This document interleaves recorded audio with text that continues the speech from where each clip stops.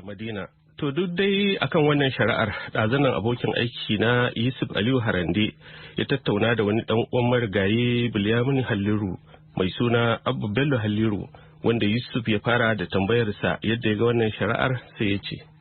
Gaskiya wannan hukunci na ganin shi kamar daga Allah ya tun da ɗan uwanmu Biliya Allah ya mai rasuwa, maganganun sanadiyar mutuwar shi ta taso, mun faɗa cewa mun bar ma Allah, kaddara Allah ne, kuma duk abin da ya faru hukuncin Allah ne. Ganin cewar yanzu kotu ta yi wannan hukunci wanda ake ganin cewar tana da damar da za ta ɗaukaka ƙara har zuwa kotu ta gaba. Ku a ɓangaren ku za ku bi kadin wannan domin a bi mishi haƙƙin shi? Ai wannan kamar yadda na ce maka mun dogara da Allah. Abin da ya faru da ita gwamnati ne ta kai ta kotu, doka ne ta kai ta kotu, doka ne ta bi hakkin Bilyaminu, kuma in suka ɗaukaka ƙara wannan sun ɗaukaka ƙara tsakanin su da gwamnati da doka.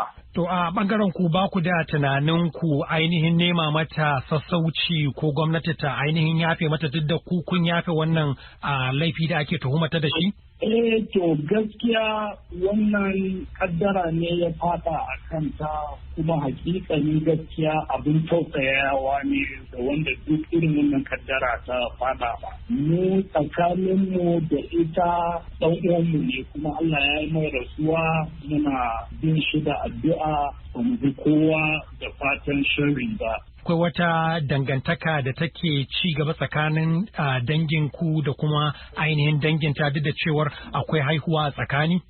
To ai kaga tunda akwai haihuwa tsakani, dangantaka ta riga ta shiga.